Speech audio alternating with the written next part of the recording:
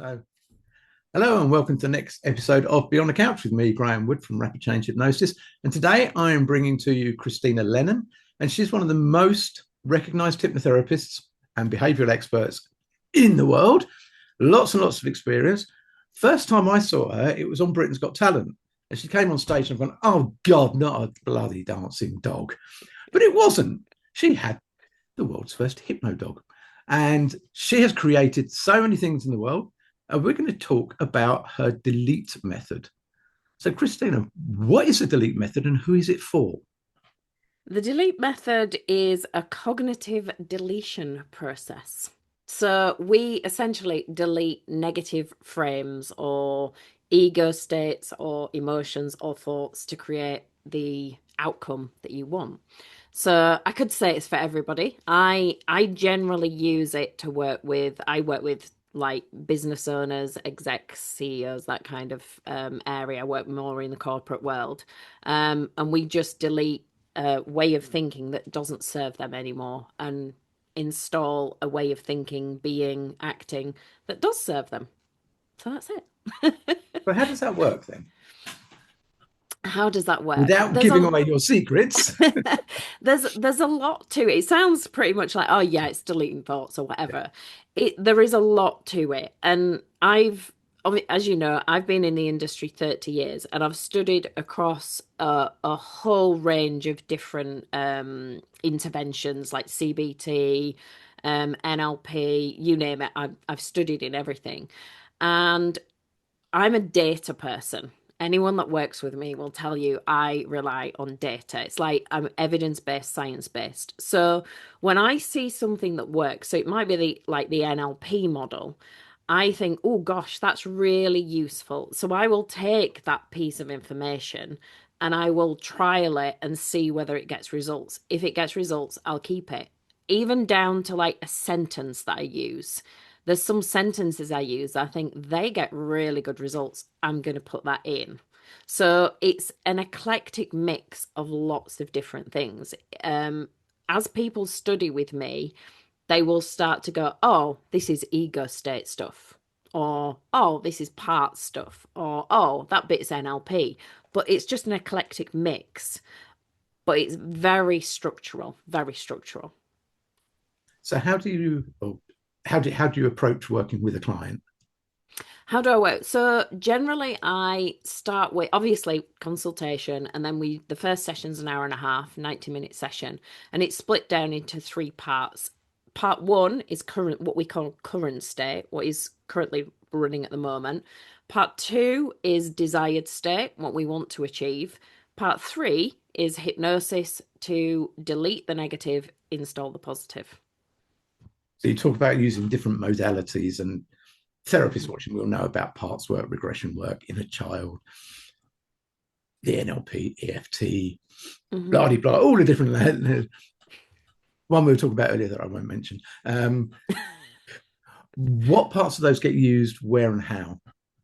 So you're going to find this in because you think I possibly haven't heard of you before.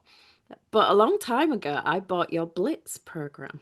Ooh, You didn't know that, did you're you? one. I thought I'd hold that bit of information and put it out here. And that is, and that is an adapted. I use it in an adapted way. But so Honoured, generally, if people do, genuinely honoured. Thank you. you're welcome. It's brilliant. I don't know whether you still offer it. I've not noticed, but it's really valuable. I actually give it to every client now when they book. They Mhm. have to listen to it before they come and see me. Yeah, it's something that I offer as a recording as part of my Yeah, program because I found it useful. Obviously, if you listen to it now, you'd probably be like, "Oh, that's not the same," but it's based off that. So, yeah, right. um, but I take people generally, say like for anxiety, I take people through a 4 session process. Session one is the 90-minute delete process. They then get all sorts of information from me, emails with exercises. They get hypnosis sessions in between. Second session is what I call an automation session. Um, I find that when we install a new way of being, because what we're essentially doing is installing the delete method. Um, and when we install a new habit, we don't automatically, it doesn't become automatic straight away. Yeah. So session one is installing this new way of being. Session two is automation, where we have to automate it and make it become a familiar new way of being. Session three is like Blitz, emotional delete, whatever it be. It's like the emotional part. And then the fourth session is maintenance. That's roughly like the process I take clients through. Obviously, it can vary dependent on client and issue. So now you say you work a lot in corporate, but do you also see clients who suffer with anxiety, suffer with To be emotional honest, do you know overloads? what? Years and years ago, I had a chat with Jonathan Chase. God Yeah, rest his soul. yeah, And at the time, I'd just come off the back of like Britain's Got Talent and everything. And originally, I was a therapist, psychotherapist, hypnotherapist. And I'd just come off the back of Britain's Got Talent, and I was working in anxiety because I used to suffer really severe anxiety. I lost a job years ago through it. And Jonathan Chase told me nobody with anxiety has got any money. You need a different niche. And I was like, oh my God. And I was doing all right. But I thought maybe that's where, I'm not making the millions. So I diversified for about 4 years and did anything but anxiety. And the people I see, I have seen one of the founders of PayPal with severe anxiety. I have seen so many corporate people with anxiety. So by saying, do you work in the corporate world or with people with anxiety? They're the same people. yeah. I'm A glad you lot said of that. them, yeah, I'm glad you said that because I got into the hypnotherapy from doing corporate wellness, yeah, and they suffer the same as everybody else. they just Sometimes keep going. level, yeah. They have that drive to keep going, and then they hit that burnout wall that Hmm. most people don't hit, I think. And the thing is, people that are the people that want to succeed will look for a solution to every problem. They Mm. won't just hear that they have got something or realize that they've got something and sit with it. They will go out there and keep going until they find a solution, which is why they end up then coming to us for hypnosis or hypnotherapy. Yeah, and the other reason for I was saying earlier on for these podcasts is to get out to people what is available, Hmm. because I think a lot of people, especially the clients I see, is, "Oh God, you're going to help me. You're my last help." And it's like, why is hypnotherapy The always last, the last thing?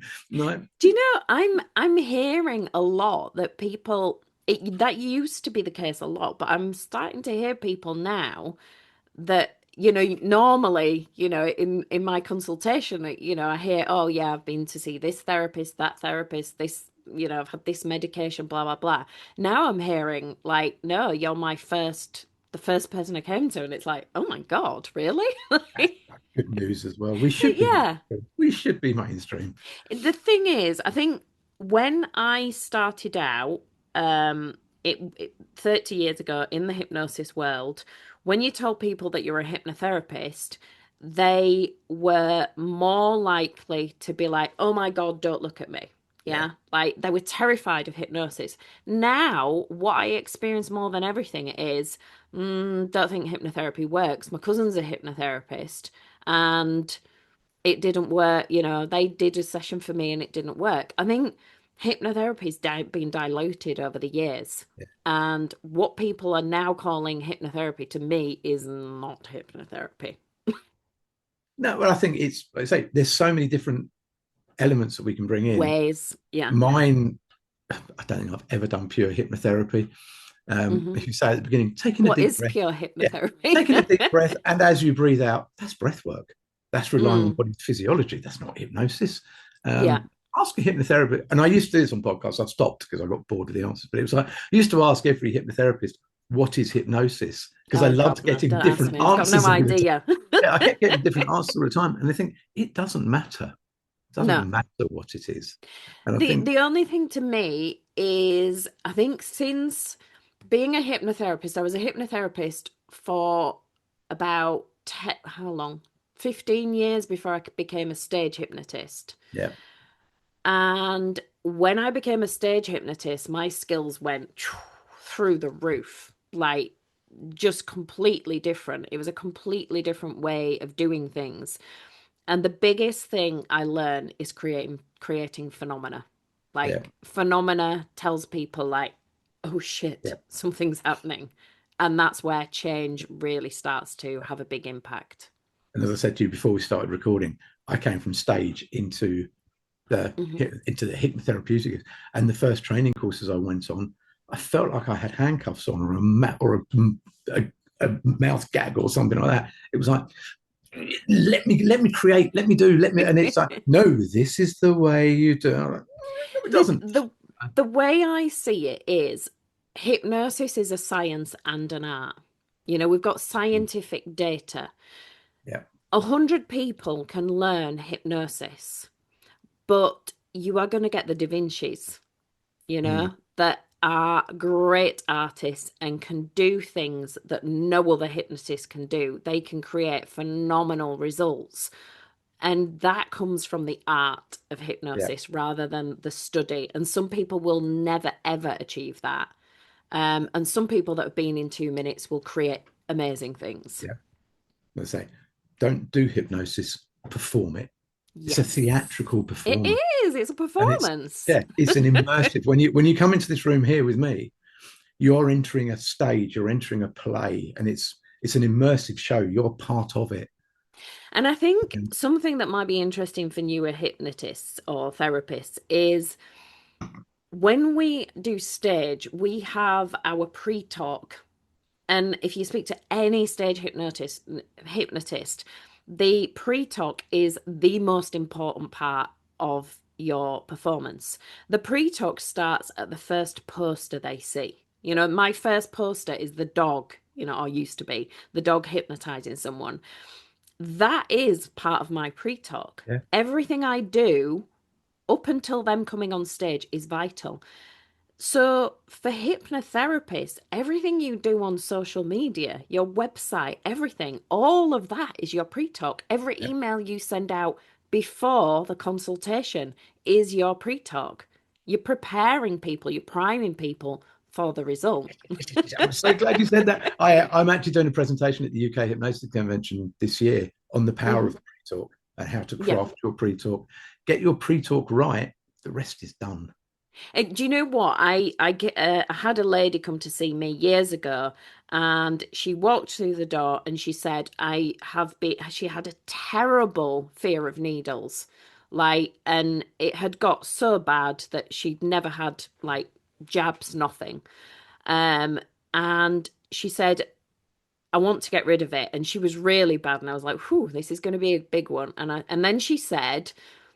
I told myself by the time I'm 30, I want to be gone with this. And I said, when are you 30? She said, next week. And I thought, this is going to be the easiest Yeah, session I have ever done.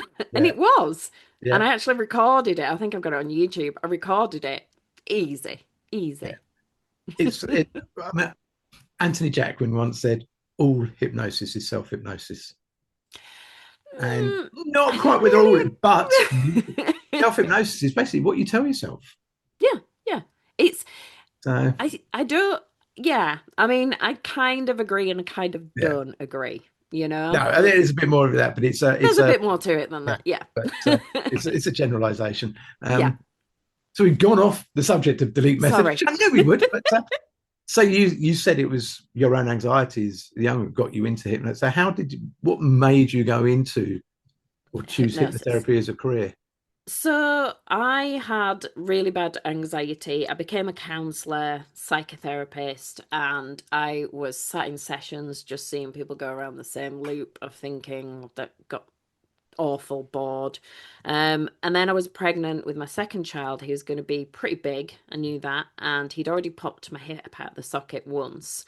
And I was terrified. And a friend of mine was like, I know a guy who has got the original Hypno dog and he will hypnotize you to have a pain-free birth. And I was like, okay, I'm complete skeptic. I'm not spiritual. I'm not airy-fairy at all. I went to the session and he sat smoking 20 fags right through the session. This is 30 years Yeah. ago. My son's 30 now. And it worked. And I would go as far as to say that he saved my son's life because it was a complicated labour and my son got stuck and I was as cool as a cucumber. And the midwives were like, "Oh my God, what, like, how are you so in control?" But it was the hypnosis. Yeah. Um, and I just thought, I've got to do this. I've got to be able to do it. And I then went about, it was my mission to cure my own anxiety. That's all I ever got into this industry for, to get rid of my own anxiety. And I was the most afraid of everything kind of person. Dark, left alone, like, like a needy dog. Um, I had every anxiety going, and over the years, I've just resolved every single one of my own anxieties. I've not got other people to work on them, I've worked on them myself, which gives me great confidence in what I do. Because I think that when I hear other hypnotherapists and they're like, "Oh, I've got anxiety," I'm like, "Oh, why haven't you recorded a session? Yeah. Why have you still got anxiety? You're not actually using the sessions on yourself." When I so the other year, I had to have a big part of my tongue removed. I had oral cancer, not great for a hypnotist. And I was absolutely terrified, really terrified of the operation. And I did sessions on myself. I just recorded a session and listened to it, and I was fine. Listen to So the why Blitz. I That's didn't quite a good one. say that again. So listen to the Blitz. That's quite a good. Yes. So, and obviously you've evolved your career from your learning to actually taking everything that you know now into your own methods, and Yes. you're now teaching them. So if I people, have, so I think the tongue situation before, I never wanted to share my marketing, my methods. I've been asked many, many times, and I'm thinking, hell no, this is what makes me successful. yeah, Because in this industry, there aren't many people that are actually successful. A lot of them pretend to be yeah, successful, and yeah, most that aren't successful go on to teach. However, I have been very successful, thankfully. And it's due to the fact that I had to be. I was three kids, single parent. I had to make money out of this. So when I got ill, I then thought, right, this is more like a legacy thing now. I want to teach people my methods and I want to help more people, but also I couldn't do a 2 hour comedy show anymore because my yeah. tongue will not let me. This, like, after a day of or a few hours of doing hypnosis, my tongue gets really sore. I can't do it anymore. So, yeah, so I'm teaching through a forced situation. Born out of necessity, and It is. Mhm. um, it's what I love about teaching what I do. It's there are so many people out there. I know I can only see a certain amount. So if I Mm. can show other people a way that works, those people can then go and Mm. show Yeah, others, help others, and it's leaving your legacy. And yeah. so with your delete method and your other methods that you have, and your I know you do a lot of the training, like the coaching for the therapists as well. Hmm. How can people get in touch with you for that and find out exactly what you do? So you can, I'm on all social media platforms, YouTube, LinkedIn, Krystyna Lennon, spelled the Christina with a K. My real name is Shchigiel. Nobody can spell it. So that's why my stage name is Lennon, and that's what I stick to on all social media platforms. So Yeah, I did yes. actually see your real name and thought that's a really bad hand in Scrabble. Yeah, it's Ask me yeah, to I try and thought say that. I just thought it was when I was going, it was when the guy that hypnotized me, Hugh Lennon, when he gave me the show, I used his name because I rang all the universities and was like, the stage show's back. I'm his niece. I'm not. And I'm doing it. I'm Krystyna Lennon. And so it was quite easy to just become Krystyna Lennon, Yeah. which it's kind of stuck now. So I've got to ask you, Oh, Hypno God. Dog. Go on. Yes. What is that about? It's so how Hypno Dog originally came about. My original mentor, Hugh Lennon, God rest his soul, was working at a holiday camp and he turned up with his dog Oscar and they said there's no dogs allowed. And so he said he's part of the show. And so they let him in. So he had a couple of hours to figure out how he incorporated a dog into the show. And he built back then in the 80s, 90s, he was on 100 grand a year doing shows. Yeah. It went viral and he got loads of press. So when he retired, then I was like, right, I'll take over. The difference is when he did the show, he would give a suggestion to the volunteers. When you look in the dog's eyes, you will fall to the floor. I started doing TV work, live TV work. You can't give that suggestion. So I had to become competent in covert hypnosis method and get very, very good at Yeah. it. I've done like, I'm not sure whether hypnosis has ever been done live on TV apart from when I did Loose Women. That was live and it was like, I couldn't stop, nothing. Like you kept Yeah. going. I had nobody in my ear. It was just like, oh my God. And it was a bit of a disaster, but it ended up being okay. But yeah, the dog's just a point of reference. You know, it's like the spot on the ceiling or whatever Yeah. else. I'm not the crazy dog lady. The dog is not doing the hypnosis. She could be a toilet roll, you know? Yeah. It's just a point for them to stare at. But it's the covert situation I have to create Yeah. around it when I can't even give suggestion beforehand. Which we will not go into here. There's a lot. Yeah. I've done Yeah. videos on it. Yeah. Yeah, Yeah. I share everything. I've got ADHD. Yeah. I'm an oversharer. That's cool. So obviously with your experience, lots of it. Mhm, And I'll put the delete method in mhm. underneath so if anyone's come and trying to. So for new hypnotherapists starting out that have left the training room, they've got their little certificate in their hand. Yeah, I can do it. What advice would you give them that they wouldn't have learned in a training room, but you'd think in the next few years that's actually essential? They really should know that. Do you know one of the things I tell people? I get a lot of people contacting me for advice, and one of the things I tell people is record your own sessions, listen to your own sessions, and see what moves the needle. Data, collect the data, see what works. You know, go out and practice and practice and practice everywhere. You Yeah.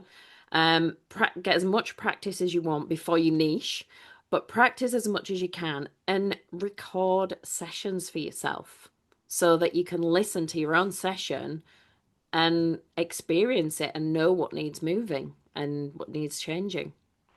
And it's interesting you mentioned niche because we're all told go and find your niche, go and find your niche. And I think people struggle with that.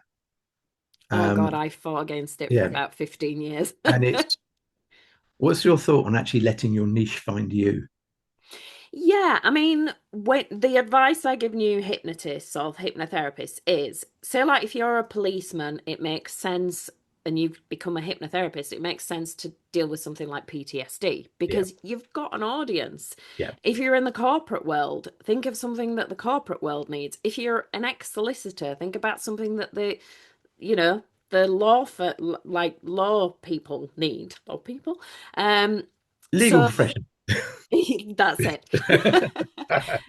Is that ADHD, menopause, senile dementia? I don't know. But yeah, you already likely have an audience. So create something for the audience. But yeah, it's try everything. If you're a doctor, a lawyer, you go into the profession and you go through different departments until you find where you want to settle. Yeah. So I get really annoyed when I hear people giving people advice. My answer to every question is it depends. Everything. Like, should I niche straight away? It depends. Like, is weight loss good for me? It depends. It depends on you. You Yeah. know, like, should I record YouTube videos? It depends. If you might have a face for radio, you know? It's, but here you are anyway. Yeah. Exactly. Yeah. But yeah, try everything. Record sessions for yourself. And your niche does tend to find you. Like I went into weight loss and that didn't suit me. It was boring. Yeah. I really literally could be a millionaire if I'd have stuck at that because it's so easy to sell. But I like cake, and you can't trust, I Yeah. mean, I'm not fat, but yeah, you can't trust somebody that is not presenting the result that they advertise. Yeah.